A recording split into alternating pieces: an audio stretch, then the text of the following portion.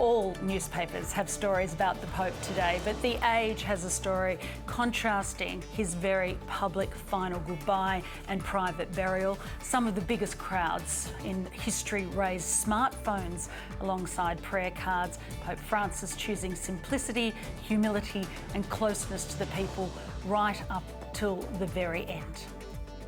And for more on that and a few other stories that are making headlines today, we're joined by former diplomat Ian Kemish. Ian, good morning to you on Sunday. Yes, what scenes we have seen and incredible images on television, in the newspapers, on that at the momentous funeral. Images that pay tribute to the simplicity and humility of the man, but which also sits alongside a really rather sophisticated approach by the Vatican in using this big diplomatic opportunity, as I know you've already been talking about, to try and make some progress, or at least facilitate some progress on some key global issues.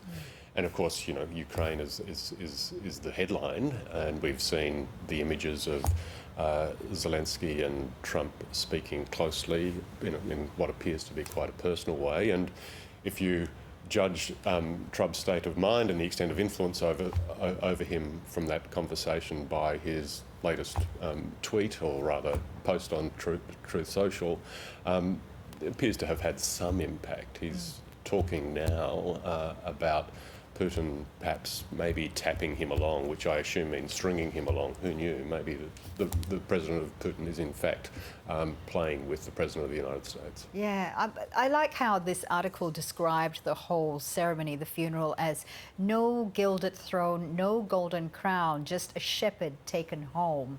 And Pope Francis was a shepherd, a man of peace, a man who believed in austerity, but a man who was also used papal diplomacy as well, didn't he, to try to solve some of the world's problems. He was quite outspoken with Gaza. He certainly was, and as we also now know, I certainly didn't before his death, he kept it in very close touch with the Christian community there over time. I think he did very much what he could. I think there are naturally limits on papal power in this day and age, but it can be used, and he sought to use his influence in a very positive way towards peace, and it's been great to see the Vatican take their inspiration from that, as I say, and use this opportunity once again. Yeah.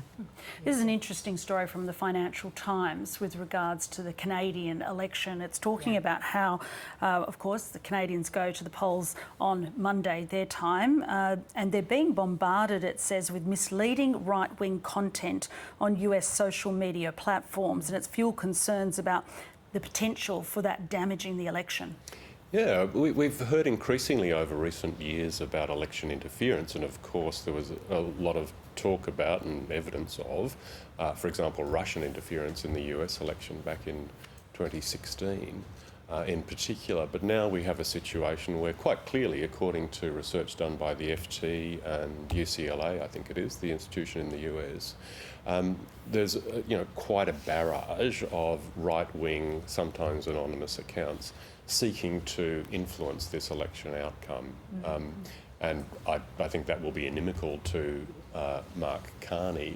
I personally doubt that it will have the impact that the holders of those accounts desire. We saw back in Wisconsin with the judicial outcome only a couple of weeks ago how much an attempt to interfere backfired on those who were seeking to meddle. So my personal guess is that it may have the same effect. Canadians are very galvanised at the moment, and the suggestion of serious influence from the South is something I suspect that they'll come together and react against.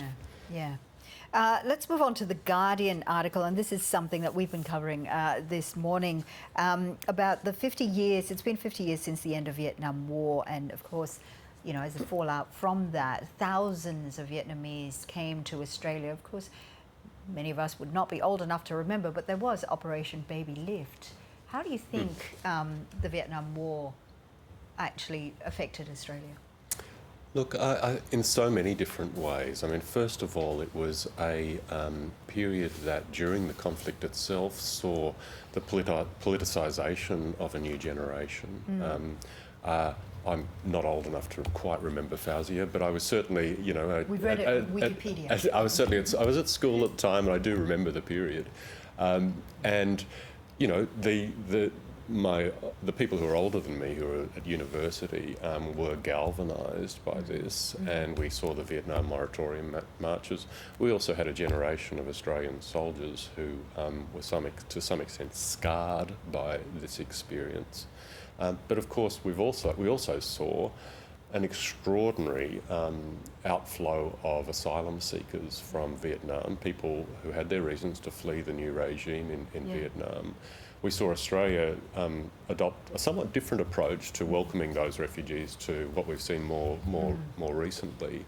And I do remember participating in community events to welcome those people. And those people have, as we all know, completely transformed this country. And it's not just, it's easy to talk about the cuisine and so on, but the influence is so much more significant than that in changing the demographics and in changing the nature of Australia and the way we think about it.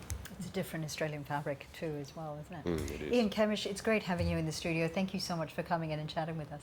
Pleasure. Thanks, Ian.